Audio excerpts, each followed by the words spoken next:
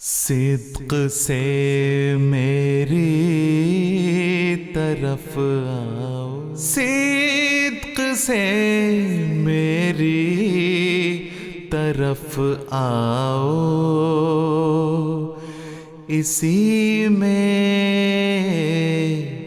خیر ہے درندے ہر طرف، میں عافیت کا ہوں حصار۔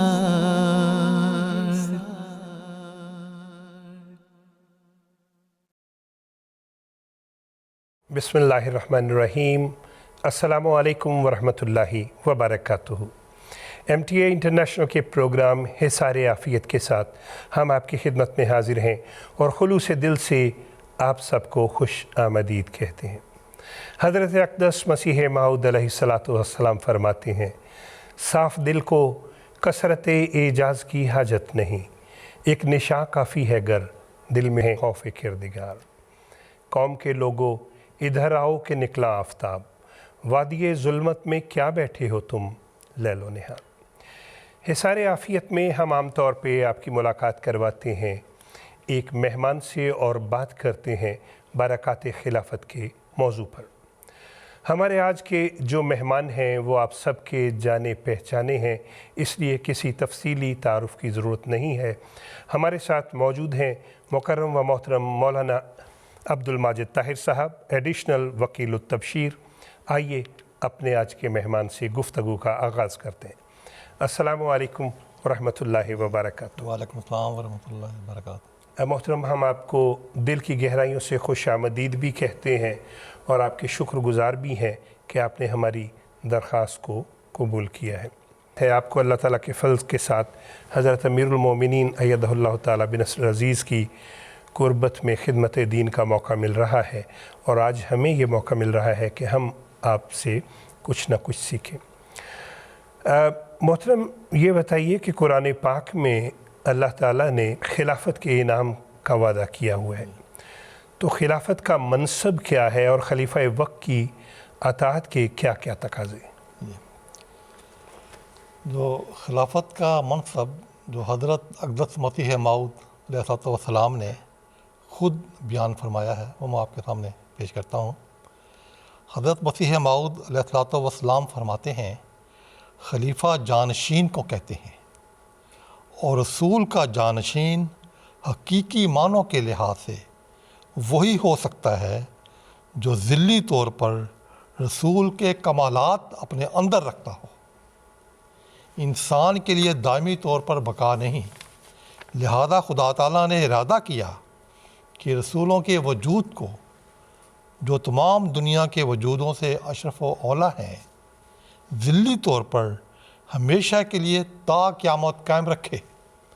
سو اسی غرض سے خدا تعالیٰ نے خلافت کو تجویز کیا تا دنیا کبھی اور کسی زمانہ میں برکات رسالت سے محروم نہ رہے۔ سبحان۔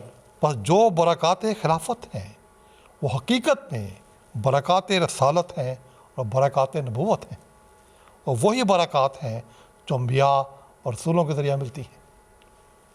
پھر حضرت مسیح موعود رضی اللہ تعالیٰ عنہ نے ایک موقع پر فرمایا کہ جماعت احمدیہ کے خلیفہ کی حیثیت دنیا کے تمام بادشاہوں اور شہنشاہوں سے زیادہ ہے، وہ دنیا میں خدا اور رسول کریم صلی اللہ علیہ وسلم کا نمائندہ ہے۔ سبحان۔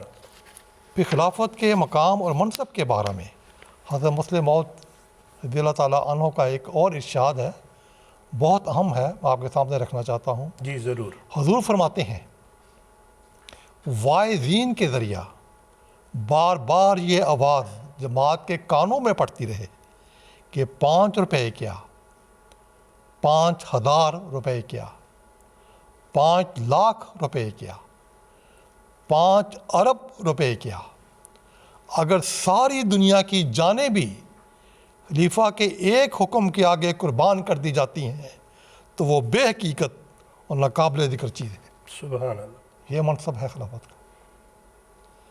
اب میں یہ منصب بیان کرنے کے بعد اب جو آپ کے سوال کا دوسرا حصہ تھا میں اس طرف آتا ہوں کہ اطاعت خلافت کے حوالہ سے سب سے پہلے میں حضرت صلی اللہ علیہ وسلم کا ایک ارشاد پیش کرتا ہوں۔ حدیث مبارکہ ہے کہ اگر تو روئے زمین پر خلیفۃ اللہ کو دیکھے تو اس کی کامل اطاعت کرتے ہوئے اس سے چمٹ جا، چاہے تیرا جسم نوچ لیا جائے یا تیرا مال چھین لیا جائے۔ پھر حضرت خلیفۃ المسیح اول رضی اللہ تعالیٰ عنہ اس مضمون کے حوالہ سے فرماتے ہیں کہ چاہیے کہ تمہاری حالت اپنے امام کے ہاتھ میں ایسی ہو جیسے میت غسال کے ہاتھ میں ہوتی ہے، تمہارے تمام ارادے اور خواہشیں مردہ ہوں، اور تم اپنے آپ کو امام کے ساتھ ایسا وابستہ کر لو جیسے گاڑیاں انجن کے ساتھ، اور پھر دیکھو کہ ہر روز ظلموں سے نکلتے ہو یا نہیں۔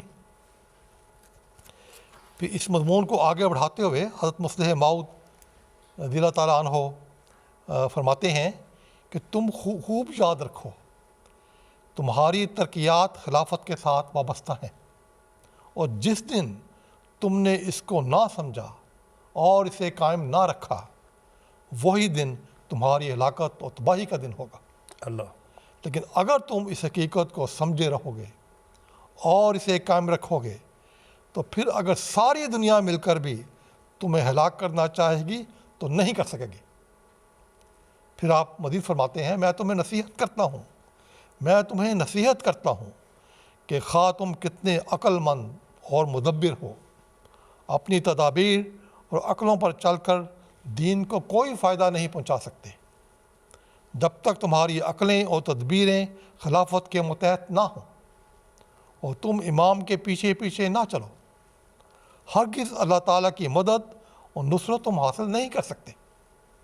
پھر آپ فرماتے ہیں بس اگر تم خدا تعالیٰ کی نصرت چاہتے ہو تو یاد رکھو اس کا کوئی ذریعہ نہیں سوائے اس کے کہ تمہارا اٹھنا، بیٹھنا، کھڑا ہونا اور چلنا، تمہارا بولنا اور خاموش رہنا میرے متحد۔ سبحان اللہ۔ پھر آپ فرماتے ہیں ایک اور آپ کا اقتباس ہے، جی جی ضرور۔ وہی شخص اصلاح کا مفید کام کر سکتا ہے جو اپنے آپ کو امام سے وابستہ رکھتا ہے۔ اگر کوئی شخص امام کے ساتھ اپنے آپ کو وابستہ نہ رکھے تو خواہ وہ دنیا بھر کے علوم جانتا ہو وہ اتنا کام بھی نہیں کر سکے گا جتنا بکری کا بکروٹا کر سکتا ہے۔ سبحان اللہ۔ کیا آپ فرماتے ہیں دنیا بھر کے علوم جانتا ہو لیکن اگر وہ خلافت کے ساتھ وابستہ نہیں ہے تو وہ اتنا کام بھی نہیں کر سکے گا جتنا بکری کا بکروٹا یعنی چھوٹا بچہ جو اس کو ہوتا ہے وہ کر سکتا ہے۔ پھر آپ فرماتے ہیں خلافت کے تو معنی ہی یہ ہے کہ جس وقت خلیفہ کے منہ سے کوئی لفظ نکلے اس وقت سب سکیموں، سب تجویزوں اور سب تدبیروں کو پھینک کر رکھ دیا جائے اور سمجھ لیا جائے کہ اب وہی سکیم، وہی تجویز، وہی تدبیر مفید ہے جس کا خلیفہ وقت کی طرف سے حکم ملا ہے۔ جب تک یہ روح جماعت میں پیدا نہ ہو اس وقت تک سب خطبات رائے گام، تمام سکیمیں باطل اور تمام تدبیریں ناکام ہیں۔ اب میں ایک حوالہ حضرت خلیفۃ المسیح رابع رحمۃ اللہ کا پیش کرتا ہوں۔ ضرور۔ حضور فرماتے ہیں، مسیح رابع فرماتے ہیں خلافت کے خلاف بے ادبی کرنے والوں کا کبھی بھی میں نے نیک انجام ہوتے نہیں دیکھا۔ اللہ۔ وہ بھی تباہ ہوئے اور ان کی اولاد بھی تباہ ہوئی۔ اس لیے ہمیشہ کامل غلامی کے ساتھ خلافت کی اطاعت کا عہد کریں اور اس پر قائم رکھیں۔ حضرت خلیفۃ المسیح الخامس سید طالع بن حفص العزیز نے ممبران مجلس شورا سال 2014 کے نام اپنا ایک پیغام بھجواتے ہوئے فرمایا، حضور نے فرمایا یاد رکھیں اس زمانہ میں اللہ تعالیٰ کے وعدوں اور حضرت مسیح موعود علیہ السلام کے واضح ارشادات کی روشنی میں خلافت سے تعلق کے نتیجہ میں ہی ایمانی اور عملی ترقی ہوگی، چاہے کوئی کتنا ہی بڑا عالم یا مدبر یا بظاہر کسی روحانی مقام پر پہنچا ہوا ہو، اگر خلیفہ وقت سے تعلق کا وہ معیار نہیں جو ہونا چاہیے تو جماعتی ترقی یا کسی کی روحانی ترقی میں اس کے اس مقام کا رتی برابر بھی اثر نہیں ہوگا۔ یقیناً۔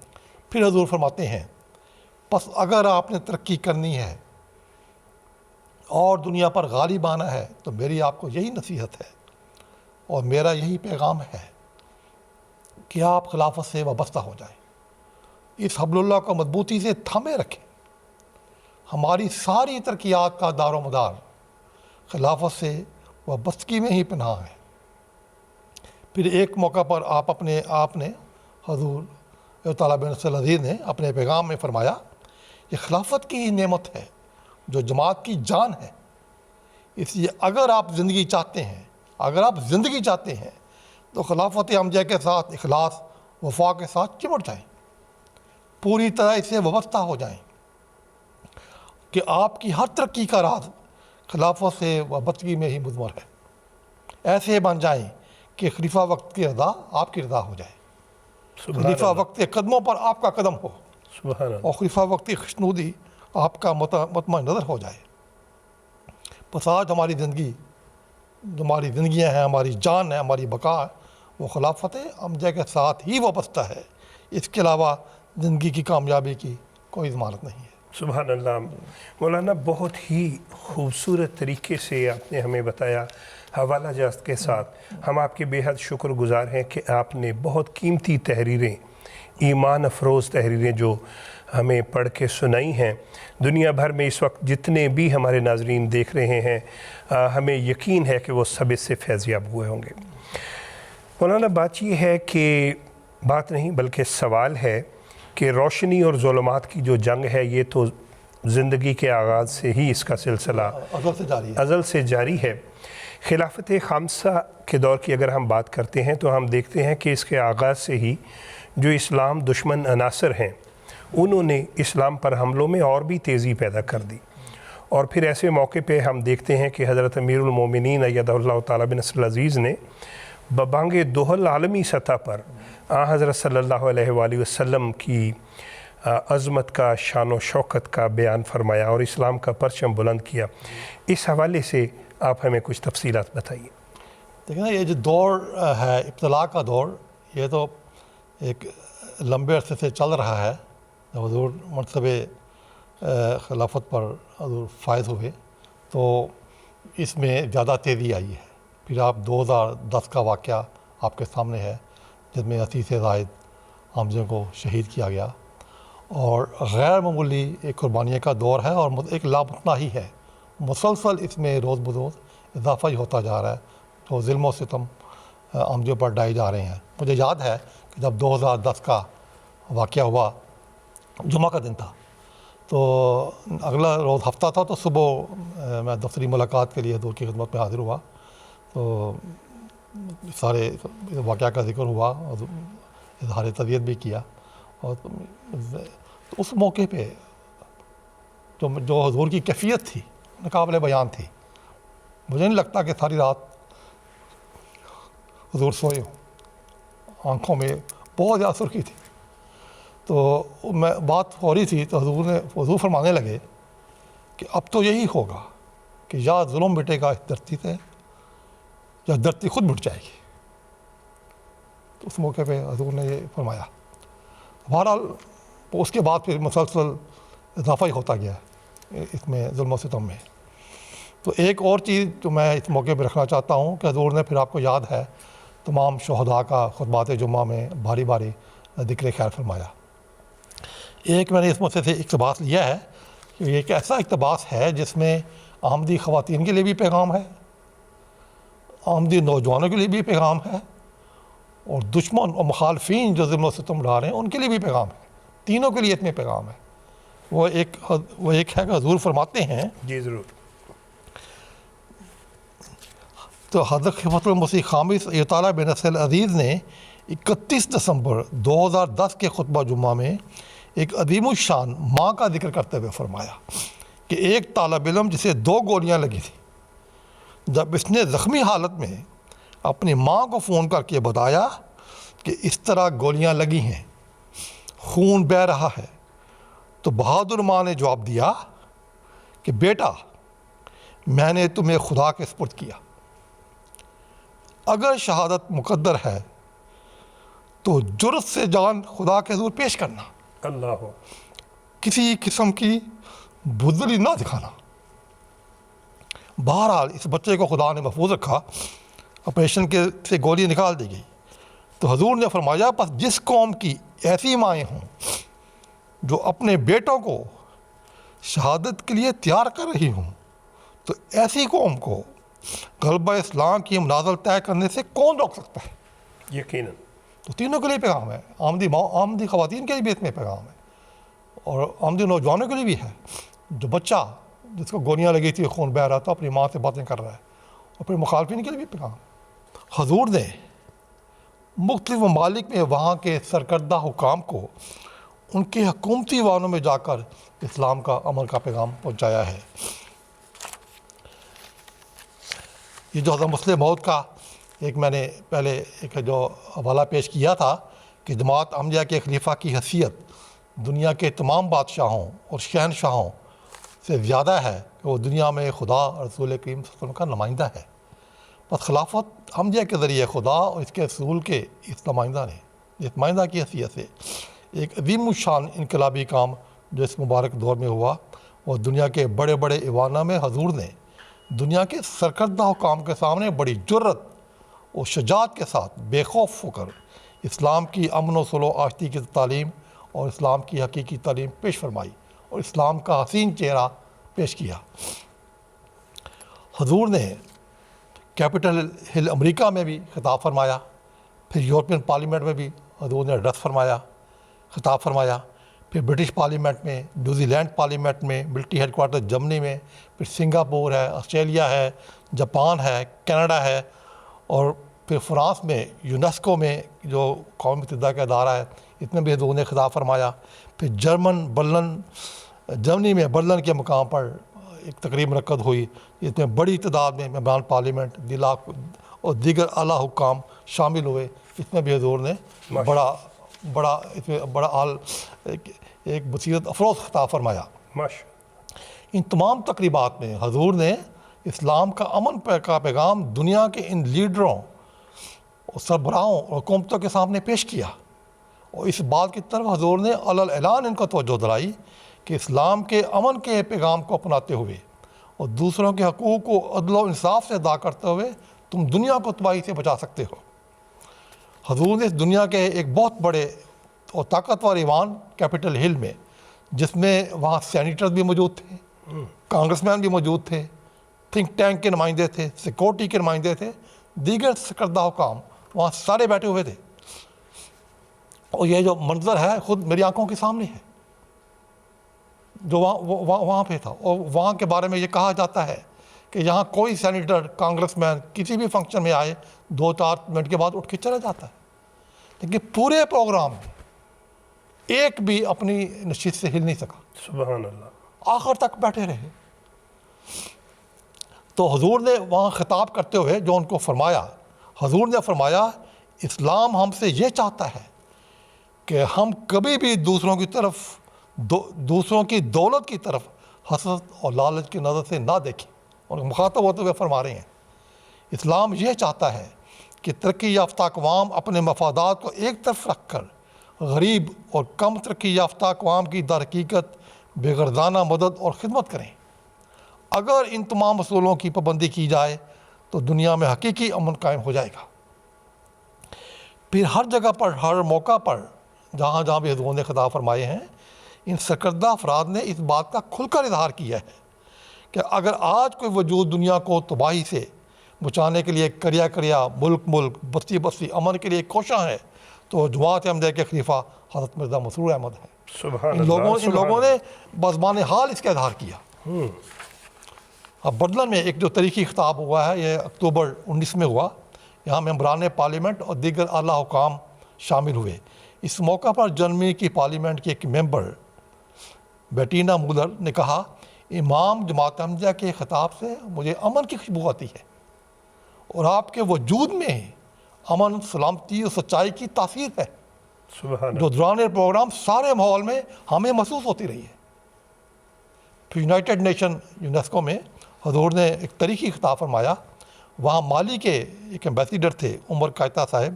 انہوں نے اپنے خیالات کا اظہار کرتے ہوئے کہا کہ امام جماعت احمدیہ وسیع نظر شخصیت ہیں اور امن کے قیام کے لیے کوشاں ہیں, اور یہی وہ چیز ہے جس کی امت مسلمہ کو ضرورت ہے. عالمی انصاف ہم آہنگی کا جو تصور امام جماعت احمدیہ پیش کرتے ہیں, دنیا کو اس کی اشد ضرورت ہے, اور آج امت مسلمہ کو ایسے ہی لیڈر کی ضرورت ہے. یقینا آج میں ایک ایسے انسان کے قریب تھا جو امن و انصاف کا سپوت ہے. تو یہ برملا اظہار یہ ہر جگہ ہوتے ہیں. تو اب دوسرا پہلو میں آپ کے سامنے بیان کرتا ہوں کہ یہ جو جلسہ جرمنی کا واقعہ کس طرح احمدی باب اپنی خلیفہ سے پیار کرتے ہیں, اس کے بھی نظارے بہت زیادہ ہیں. ایک عربوں کا پروگرام تھا, تو اس میں 300-400 قریب عرب وہاں بیٹھے ہوئے تھے. حضور کی مجلس تھی, سوال و جواب کے لگی ہوئی. وہاں ایک نوجوان سیرین دوست سے, نوجوان ینگ بالکل خادم کھڑا ہوا, تو نو بھائی تھا. تو کہنے لگا حضور میں آپ سے معانقہ کرنا چاہتا ہوں. تو پہلے حضور نے فرمایا کہ ٹھیک ہے, جب ملاقات کریے وقت لے لینا تو پھر آ جانا ملنے. لیکن جب پروگرام ختم ہوا تو جب حضور واپس آ رہے تھے, یعنی کہ حال سے باہر جا رہے تھے, 2 رویا لوگ بیٹھے ہوئے تھے, درمیان سے حضور جا رہے تھے. تو حضور درمیان میں چند قدم چل کر کھڑے ہو گئے. کہنے لگے کہاں ہے وہ نوجوان؟ تو جہاں حضور کھڑے تھے اتفاق سے وہ 2 کرسی چھوڑ کر ادھر وہاں بیٹھا ہوا تھا. تو وہ فوراً وہاں سے جسے کہتے ہیں چھلانگ لگاتے ہوئے پنجابی میں فوراً آیا اور حضور کے ساتھ نپٹ گیا ہے. حضور نے ساتھ لگایا, اس کو پیار کیا ہے. اس نے خالی معانقہ مانگا تو اس نے کو پیار کیا, ساتھ لگایا, کچھ دیر لگائے رکھا. اس کے بعد پھر وہ وہاں بیٹھا ہے, پھر روتا رہا, مسلسل روتا رہا وہاں بیٹھ کے. تو محبت کے غیر معمولی واقعات ہیں. ایک واقعہ میں اور آپ کے سامنے رکھتا ہوں, یہ نائجیریا کا ہے. جی, یہ بھی ہمارا آنکھوں دیکھا واقعہ ہے کہ حضور اپنی رہائش گاہ سے مسجد کے بن میں چند قدم کے فاصلے پہ تھی, تو دونوں طرف ایک ہجوم ہوتا تھا عورتوں کا, بچوں کا, اور عورتیں اپنے بچے لیے کھڑی ہوتی تھی. جب حضور درمیان سے گزرتے تھے کہ حضور کو دیکھیں, حضور ہمارے بچوں کو ہاتھ لگا لیں, پیار کریں. تو حضور نماز پڑھا کے زور و اثر کی واپس آ رہے تھے. تو دونوں طرف عورتیں اپنے بچوں کو لے کے صرف کھڑی نہیں تھیں بلکہ ہاتھوں سے اپنے بچوں کو آگے کیا ہوا تھا, کہ شاید اس طرح دونوں ہاتھوں سے آگے کیا ہوا تھا کہ حضور گزرتے ہوئے کوئی کہیں حضور کا ہاتھ لگ جائے. تو ایک عورت جو تھوڑی سی پیچھے تھی, اس نے باقی عورتوں کے کندھوں سے اوپر کر کے اپنے بچے کو آگے کیا ہوا تھا, جس سے نہیں ہوتا تڑپ رہی تھی کہ کاش گزرتے ہوئے حضور کا ہاتھ لگ جائے. تو ہم نے دیکھا جب حضور گزر رہے تھے قریب سے, بچوں کے پیار کر رہے تھے, اس بچے کی گال پر بھی حضور نے پیار کیا. سبحان اللہ, سبحان اللہ. تو اس طرح باقی اور ہمارے نوجوان جو خدام ہیں, ان کے بھی خداموں میں بھی اللہ تعالیٰ کے فضل سے غیر معمولی محبت اور پیار کا اظہار ہے. یہ لاس اینجلس میں جب حضور تشریف لے گئے تھے تو وہاں بعض خدام ساری رات ڈیوٹی پہ, ہم دیکھتے تھے سارا دن ڈیوٹی پہ. تو ہم نے ایک دو سے پوچھا کہ بھائی ساری رات بھی آپ ادھر, سارا دن بھی آپ ادھر, تو آپ سوتے کب ہیں؟ کہنے لگے, ایک نے کہا کہ میں پچھلے 24 گھنٹوں میں نے صرف 1 گھنٹہ یا 2 گھنٹے میں نے آرام کیا ہے, اور اس سے زیادہ ہم نہیں کرتے. تو میں نے کہا ڈیوٹیاں کس طرح دے رہے ہیں؟ کہتے ہمیں سے کوئی نہیں سوتا, ہم 24 آور ڈیوٹیاں دے رہے ہیں, کیونکہ ہمیں پتہ ہے محبت ہے کہ یہ دن دوبارہ نہیں آئیں گے. یہ دن ہمیں کہاں ملیں گے؟ تو ہم نے اپنی رات کو نیندیں ساری ختم کر دیں. تو ہم تو ترسے ہوئے ہیں. باقی ایک نوجوان ملاقات کے لیے آیا, وہ وہاں پہ ملا, کہتا میں نے ملاقات کرنی ہے. تو ہم نے سے پوچھا بھائی کہاں سے آئے ہو؟ کہتا میں فلاں اسٹیٹ سے آیا ہوں, وہاں 5-6 گھنٹے کی فلائٹ لے کر آیا ہوں, اور مجھے جب پتہ لگا خلیفۃ المسیح ہمارے ملک میں آ رہے ہیں, میں نے 3 مہینے لگا کے کرایہ جمع کیا. اللہ صرف اس لیے کہ میں حضور کا چہرہ دیکھوں, حضور سے ملوں. سبحان اللہ. کیا اللہ تعالیٰ دلوں میں محبت ڈالتا ہے خلیفہ وقت کے لیے. ہاں, اور اس طرح کے اظہار ہے. باقی ایک خادم یہی لاس اینجلس کا بھی ہے کہ وہ باسکٹ بال کا ایک انہوں نے میچ رکھا تھا, نمائشی میچ 2 جماعت کے 2 گروپس کے درمیان. تو ہم نے دیکھا کہ ایک خادم حضور کے پیچھے کھڑا ہے اور روتا جا رہا ہے, ڈیوٹی پہ کھڑا تھا, مسلسل رو رہا ہے, آنسو بہہ رہے ہیں. بہرحال جب فارغ ہو گیا حضور تشریف لے گئے, تو پھر میں نے پوچھا کیا بات ہے؟ کہتا میں زندگی میں تصور نہیں کر سکتا تھا کہ میں بھی کبھی خلیفہ وقت کے اتنا قریب ہوں گا، سبحان میں سوچ نہیں سکتا تھا. تو ایسی محبت اظہار ہے. مطلب کینیڈا میں جو حضور ملاقاتیں کر کے مسجد تشریف لاتے ہیں تو وہاں فاصلہ ہے شاید 70-80 میٹر کا فاصلہ ہے جہاں حضور چڑھ کے جاتے ہیں. تو سڑک کے دونوں طرف پیس ولیج آپ نے دیکھا ہوا ہوگا، وہاں تو ہزاروں کی تعداد میں خواتین، بچے، بچیاں جمع ہوتے تھے. جب بھی حضور نے گزرنا وہ کھڑے ہیں. شدید سردی تھی، بوڑھی عورتیں ویل چیئر پر، بچے گھنٹہ گھنٹہ لے کے مائیں کھڑی ہیں. جب وہاں گزرتے تھے پھر جو عشق و محبت کا اظہار ہوتا تھا وہ انسان بیان نہیں کر سکتا. بیان نہیں کر بلکہ عرب وہاں کھڑے ہوتے تھے اور بلند آواز سے عرب آواز لگاتے تھے کہ اے امیر المومنین ہمیں آپ سے محبت ہے، ہمیں آپ سے محبت ہے. آوازیں لگاتے تھے. اللہ تو ایسی ایسی داستانیں ہیں عشق کی اور محبت کی کہ انسان سبحان اللہ. کون سی بیان کرے کون سی بیان نہ کرے. بہت یہ قدم قدم پہ نظر آتی ہے. جی بہت مجھے یقین ہے کہ ہمارا جو اور پروگرام ایک آخری میں بیان کر دیتا ہوں اس طرف کا بھی، جو کیونکہ افریقہ دوسرے کانٹیننٹ کا ہو گیا، یہ جو ایشین کانٹیننٹ ہے. جب حضور سنگاپور تشریف لے گئے تو انڈونیشیا سے وہ 2-3 ہزار کی تعداد تھی، بلکہ شاید 3 ہزار سے بھی زیادہ تھے جو لوگ وہاں سے آئے تھے، فیملیز آئی تھیں. بعض فیملیز جب ہم نے ان سے پوچھا، باتیں ہوئیں، تو 38 گھنٹے کا سفر کر کے، کبھی جہاز کا سفر، تھوڑا سا جہاز کا سفر، پھر فیری کا سفر، پھر بائی روڈ، پھر فیری، پھر بائی روڈ، جزائر ہے نا وہاں، پھر فیری، 38 گھنٹوں کا سفر کر کے پوچھے تھے 2-3 دن میں. تو ان سے پوچھا کہ پھر آپ کیسے سارا پوچھا، کیونکہ ہم صرف خلیفہ وقت کا چہرہ دیکھنے آئے ہیں. سبحان اللہ. ہمیں صرف خلیفہ وقت کا ہم نے چہرہ دیکھنا ہے، اس کے لیے ہم نے اتنا لمبا سفر کیا ہے. چہرہ دیکھیں گے، ہم نے اتنا ہی سفر کر کے واپس جانا ہے 38 گھنٹے کا، لیکن حضور کا دیدار ہمیں نصیب ہو جائے، اس کی خاطر ہم نے سارا سفر کیا ہے. کون ہے جو دلوں میں ڈالتا ہے؟ یقیناً اللہ تعالیٰ ہی یہ عقیدت محبت دلوں میں ڈالتا ہے. مولانا ایک یہ بات فرمائیے کہ جو دشمنان احمدیت ہیں جی ان میں حکومتیں بھی شامل ہیں، تنظیمیں بھی شامل ہیں، ان کا تو دل چاہتا ہے کہ کسی طرح جماعت کا شیرازہ بکھر جائے، بڑی کوششیں کرتے ہیں.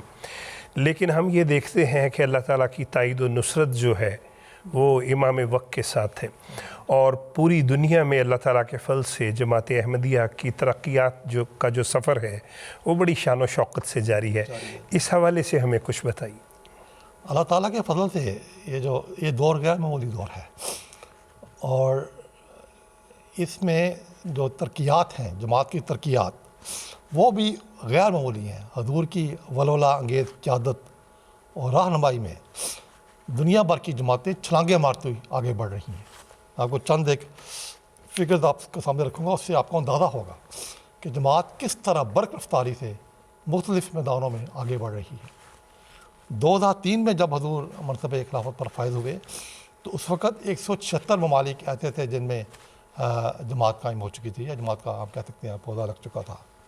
تو اب یہ جو عرصہ گزرا ہے اس میں 37 نئے ممالک میں جماعت قائم ہو چکی ہے. ماشاء تو یہ ایک بہت بڑا فگر ہے.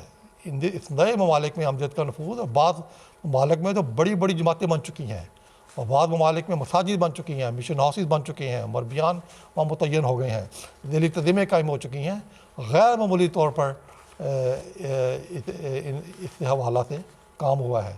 تو 37 نئے ممالک جماعت میں شامل ہوئے ہیں اس مبارک دور میں. بہت بڑی تعداد ہے، بہت بڑی تعداد. اور پھر یہ جو دوسرا جماعتیں ہیں، جہاں جماعتیں قائم ہوتی ہیں، اسٹیبلش ہوتی ہیں، صدر جماعت بنتا ہے، عاملہ بنتی ہے، نظام قائم ہوتا ہے، تو اس کو ہم پھر جماعت گنتے ہیں. تو اس دور مبارک میں اب تک 12,158 نئی جماعتیں بن چکی ہیں دنیا بھر کے ممالک میں، اور پھر 17,032 ایسے نئے دیہات ہیں یا ٹاؤنز ہیں کہہ لیں، یا بعض شہر ہیں جہاں پہلے کوئی آمدی نہیں تھا. تو 17,032 ایسے گاؤں دیہات میں، ٹاؤن میں جماعت جو ہے وہ جماعت کا نفوذ ہو چکا ہے، ماشاء جہاں پہلے کوئی آمدی نہیں تھا. ان کی تعداد 17,000 سے زائد ہے. پھر ایسا ایسا یہی دیہات قصبات باقاعدہ پھر جماعتیں بن جائیں گی. پھر مساجد کے حوالے سے جائزہ وہ بھی غیر معمولی ہے. اس دور کو اگر مساجد کا دور بھی کہا جائے تو یہ غلط نہ ہوگا، کیونکہ 2,738 نئی مساجد تعمیر ہوئی ہیں. माशाअल्लाह माशाअल्लाह। ये कि गैर मामूली है, और इनमें ये तो दुनिया भर में है, और इनमें बात तो बड़ी बड़ी अजीम शान वसी और ईज़ मसाजिद भी इसमें शामिल हैं, और बाद दरमियाने दर्जे की शामिल हैं। और उसके अलावा जो अफ्रीका में तमीर होती हैं मुख्तलिफ दियात और गाँव में उनकी जमात की आबादी के लिहाज से, तादाद के लिहाज से वो भी शामिल हैं। तो कुल 2738 मसाजिद इस दौर में तमीर हुई हैं, और अभी ये सिलसिला जारी है। और इसके अलावा ये भी अल्लाह ताला का एहसान है कि बाद गाँव या देहात पूरे पूरे अमजद में शामिल होते हैं, तो उनका इमाम भी मसाजिद के साथ ही आ जाते हैं। तो ऐसी मसाजिद जो हैं वो 3824 हैं, जो जमात को गांव के गांव आमदी होने की वजह से बनी बनाई ता हो गई। इमाम ने भी बैत कर ली या इलाका के चीफ ने भी कर ली, तो मस्जिद भी आ गई साथ। तो वो 3824 है। दोनों को शामिल कर लिया जाए तो 6562 मसाजिद हैं जो इस दौर में कायम हुई है। ये पाकिस्तान के अलावा है, पाकिस्तान के अलावा है जी। तमाम तर मुखालफतों के बावजूद अल्लाह ताला के फल के साथ तरक्यात का सिलसिला जारी है। मोहतरम हज़रत अक़दस मसीह मऊद अलैहिस्सलातु वस्सलाम फरमाते हैं, मेरा मकसूद व मतलूब व तमन्ना खिदमत खल्क़ است, हमी कारम हमी बारम हमी रस्मम हमी रहम। तो ये जो खिदमत खल्क़ है, ये भी इमाम वक्त अय्यदहुल्लाह ताला बिन नस्र अज़ीज़ की रहनुमाई में खिदमत खल्क़ जो है, ये भी जमात अहमदिया का एक इम्तियाज़ी वस्फ़ है कि पूरी दुनिया में ज़ात रंग नस्ल सब चीज़ों को बालाई ताक रख के दुखी इंसानियत की मदद की जाए। जमात अहमदिया इसमें भी पेश है। इस सिलसिले में अगर आप कुछ हमें बताना चाहें। खिदमत खल्क़ का काम जो बनी नौ इंसान की भलाई के लिए, दुखी इंसानियत की भलाई के लिए, उनके दुखों का मुदावा करने के लिए हुज़ूर अनवर की मौला गिर क़यादत अज़ीम शान रहनुमाई में जो काम हो रहा है वो भी बड़ा वसी है। इसके भी बहुत से मैदान हैं जहाँ ये काम हो रहा है, या दिन रात हो रहा है। चंद झलकियाँ जो कि आपने दरियाफ्त किया है तो मैं रख देता हूँ। मसलन हमारी जो आमदिया आर्किटेक्ट एंड इंजीनियर एसोसिएशन है, ये भी गैर मामूली काम की तौफीक पा रही है। मसलन अफ्रीकन ममालिक में 2800 की तादाद में ये मुख्तलिफ गाँव में जहाँ पानी का पीने के पानी का तस्वर भी नहीं है, वहाँ बाकायदा साफ़ इन्होंने पानी के नलके लगाए हैं और वहाँ साफ़ पानी मुहैया है। और जो इनके फिगर्स हैं कि जो बताते हैं, कहते हैं 8,12,000 से ज़ायद अफराद पीने का साफ़ पानी पी रहे हैं। जो जमात अहमदिया की जो एसोसिएशन है, इन्होंने जो पानी मुहैया किया है। अब वहाँ जो जैसे हज़ूर ने भी मुख्तलिफ अपने दर्सिस में जिक्र फरमाया, 5-5-10 किलोमीटर मील तक सरों पे वो बर्तन रख के पानी लेने बच्चे जाते हैं, औरतें जाती थी। अब उनके घरों के सामने पानी मिल रहा है, उनके गांव के अंदर पानी मिल रहा है, और लाखों अफराद पीने का साफ पानी हासिल कर रहे हैं। ये बहुत बड़ी एक अजीम जो खिदमत है जो इस गरीब आवाम के लिए जमात को करने की तौफीक मिली है। फिर ये कि अफ्रीका के जो सोलर सिस्टम का जो है बिजली जो मुहैया की गई है, वो भी अफ्रीका के 15 ममालिक में इस वक्त 500 सोलर सिस्टम लगाए जा चुके हैं, जो ये बनी नौ इंसान की खिदमत के लिए है। करीबन 1 लाख अफराद रिपोर्ट के मुताबिक बाकायदा इस रोशनी से इस्तेफादा कर रहे हैं। बाकी हमारे मरगीन बताते हैं, हमारे मस्जिदों में भी सोलर सिस्टम लगे हुए हैं, बाहर भी लगे हुए हैं। गांव के बच्चे आकर नीचे बैठ जाते हैं और रात को पढ़ते हैं, तो उनको सहूलत हो गई है। और इसके अलावा जो मॉडल विलेज है, यह भी हज़ूर का एक ख़ास मनसूबा है जो हज़ूर ने जमात को दिया, और इस पर फिर जमात ने, हमारी एसोसिएशन है, उसने हज़ूर ने बाकायदा इसकी तफसील बताई कि इसमें क्या क्या शामिल करना है।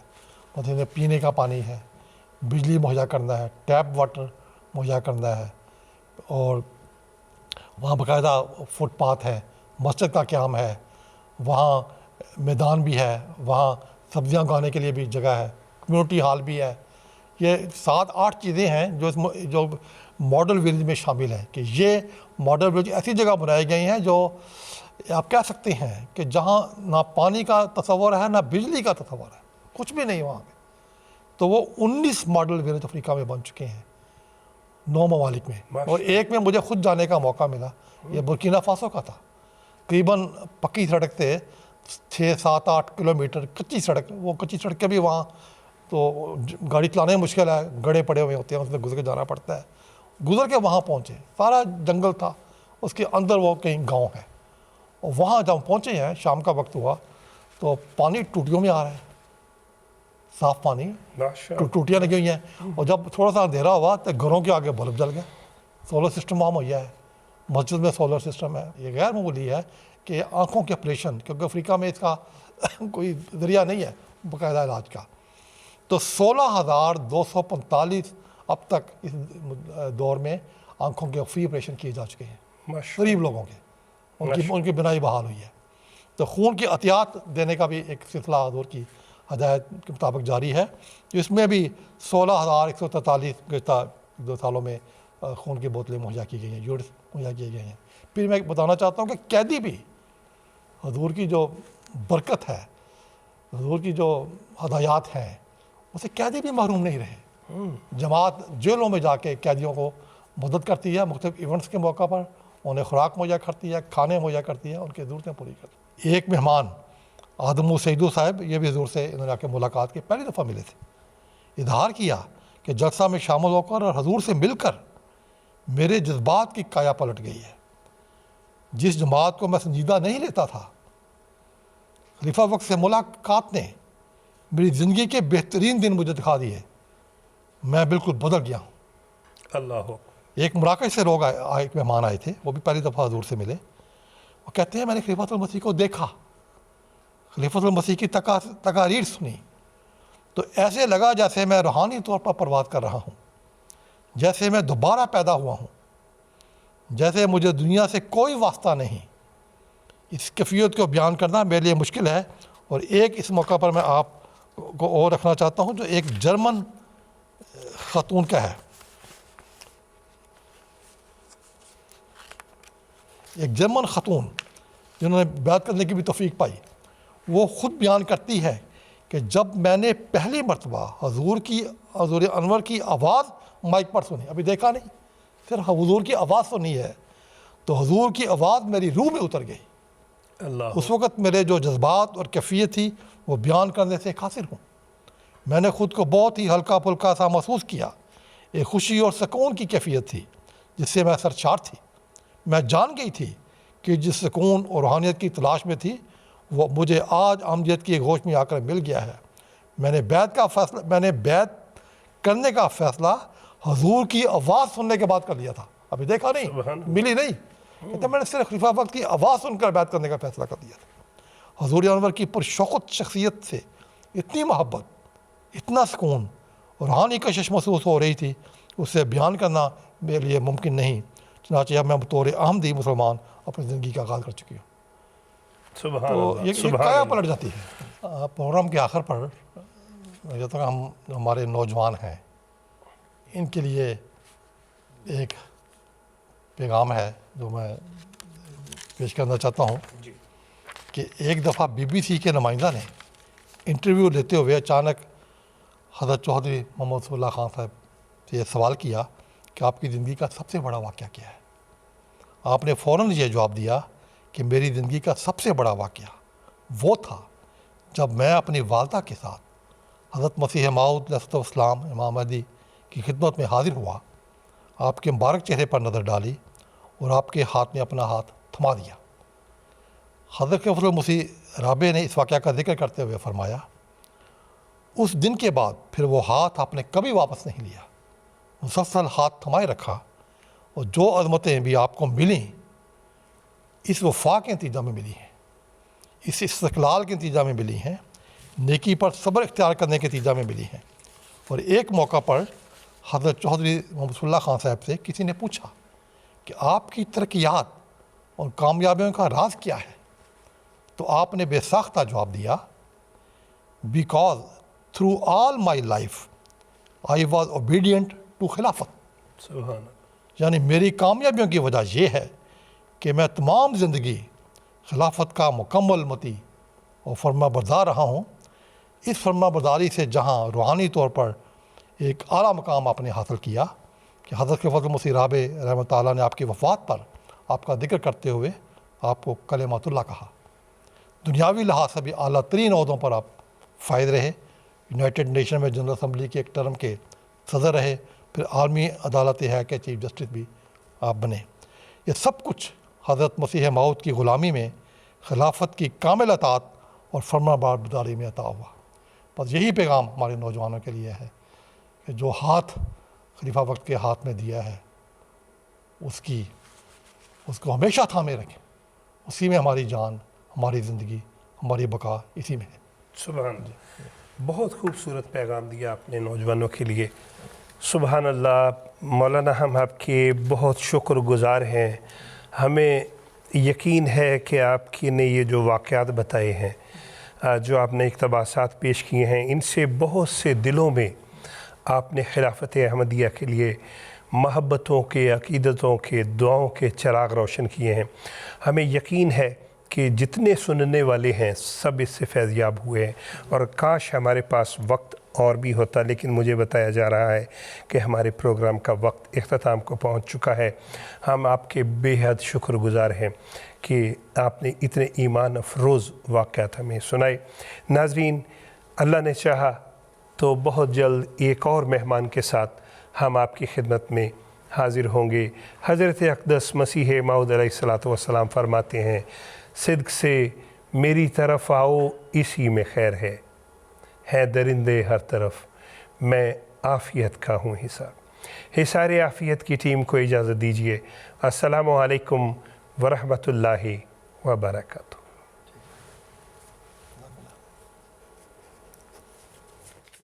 صدق سے میری طرف آؤ، صدق سے میری طرف آؤ،